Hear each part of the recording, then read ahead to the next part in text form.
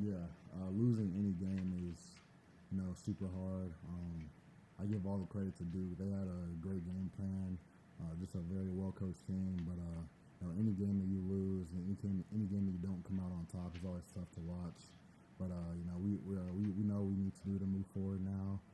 We figured out the mistakes. We figured out what went wrong on our side. But no, it's always tough watching a loss like that. How about individually for you, like watching your particular performance? Yeah, so I mean, any game that we don't win, and I put a lot on myself, and I feel like I feel like I left a lot on the field, and so I know I've watched even more film than we did as a team, just figuring out what I need to do to be better myself, be a better teammate, and be a better leader for these guys. Um, but at the end of the day, it all comes down to execution, players making plays, and we didn't do that, and that's why we didn't win. But for me, I just got to be a better teammate. I got to get in better shape, and I think just doing those things will help us be more successful in the future. Being in better shape, why is that? I think just game shape is just different. You go through practice and all that, and there's really no you can't replicate the speed of a game. So just for me, I just need to get some extra running in and just make sure that my conditions where it needs to be, just to play 4 quarters or however long the game will take. But so I realized that really early in the game, just I need to get in better shape. But it's something that I've been attacking since the game, and I'll definitely be ready for these next games that we have. Was there anything game plan wise that they proved differently to y'all that surprised you? That Duke. Duke.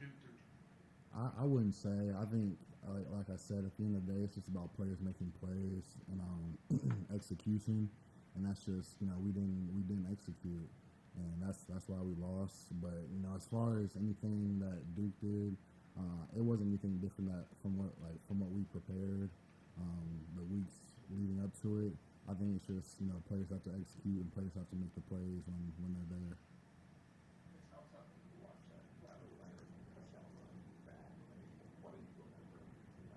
Yeah, I definitely wish I can get that play back. I came off the edge, took on a pulling guard, and I had him wrapped up, but he slipped out, and he of course ran for the touchdown. So that was super tough to watch. Again, nothing I can do about it now except just move on and focus on being better in these next games we have. But it was super tough to watch. But I know what I need to do to correct that and to make sure that never happens again. There's a lot of people that watch a play like that and are like, he had him. How does that happen? And a lot of, I never played football. How does that work? You said there's things you can do and you can fix it. How do you fix that? Yeah, first I want to give the credit to Riley Leonard. He's a tough kid, big guy, tough to take down. But just me, I just got to do anything I can in my power to get him down. If that's holding him by his shoelace or holding him by his jersey, whatever it may be, I have to make that tackle, and I know that myself. And I'm my biggest critic, so I hold myself to the highest standard possible. So I know that any way that I can get him down, I have to do that in that situation. But I just have to be better at the end of the day. So I put that on me, and I'm just ready to if that play were to happen again, I'm ready to make that play and then celebrate with my teammates. But I'm ready to move on, and if that opportunity presents itself again, I'm ready to make the play. Is that one where he was almost gone before you even realized that I should be pulling on the jersey, or I should be, because he seemed slippery. Yeah. And then I'll let you move on from it, I promise. Yeah. I had him by the jersey, and I just slipped off. I really don't know what exactly went wrong there, but I don't know if that's my grip strength. I don't know what it is, but I just I got to do better. So catching those weights, yeah, all the rest. I got to do something, but I'll definitely, that play will happen again, so I'll be ready to make the play whenever that play does present itself. Your teammates that have been in here before you have talked about the fact that when they watched the film, it stood out that it was opportunities left. That it wasn't a mismatch, it wasn't outstrength, it was opportunities left. As a leader on this team and course yourself. How do you take and process those things and help your teammates move forward in seizing those opportunities? Yeah, I think watching the film was huge for us because we realized that all the stuff that we did, like, it was on us. Like, at the end of the day, we have to make the plays. Our coaches, had a great scheme going in, and I think watching the film really, like, gave us a lot of clarification that, like, we have what we need in the locker room, and we just have to, we have to execute the plays that our coaches call. So I think it's a lot of optimism going around with us, just knowing that, we have what it takes to be successful, and, we have all the tools, and we have everything we need. So, I think it was just, as hard as it was to watch the film, it also gave us a lot of clarification that we do have what we need to be successful. But, I think we all know we need to do a step up and to take the next step as a team to, win out for the rest of the season. Can you contrast a little bit of the loss a couple of years ago to Georgia in the first game to this one? Is there a different attitude from those two losses, or is it just move on? Yeah, I think the attitude when you lose a game is just find what you did wrong and correct the mistakes. That's if you lose by 60, if you lose by 3 points, it doesn't matter whatever the margin is. But whenever you lose a game, you just have to correct the mistakes and move on and just flush it. So you can't really compare one loss to another.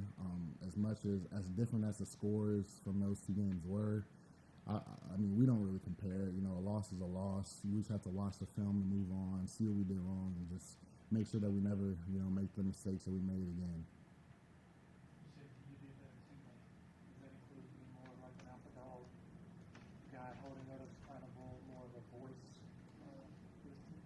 I think that's a part of it. I think another thing is body language. Just when the going gets tough, guys are gonna look to me, and I just have to always keep that in the back of my head. Just I can never go down. I can never, show whatever the feeling that may be. I always have to be the guy that the guys will look to, and they'll be like, okay, Bears go. We all gotta we gotta step it up. So being more of a leader, that is a part of that. An alpha leader, that is definitely more a part of that. But the main thing is body language. Just when the going gets tough, just always being positive no matter what, and just having a unshakable belief. So, but yeah, that's really just the main emphasis. Oh yeah, definitely. And I need to do a better job myself of being better about that, and just knowing that my teammates will look for me or look at me when the going gets tough. So that's just something I need to work on. How ready are you for the game this Saturday? Last home game, obviously not good where you wanted to. So how ready are you to get back to that Saturday? Yeah, any opportunity where you get to play in our stadium is always huge. Especially since there's no longer a streak that we have to continue. We're ready to just build this new streak. But I'm super excited just to get back on the field with the guys and fix the mistakes that we had last game. But I'm just super excited just to get back in Death Valley, and any opponent that it is, I'm just excited to play. Any questions for Barrett from Zoom? Anyone else in the room? All right, thanks, Barrett. Thank you.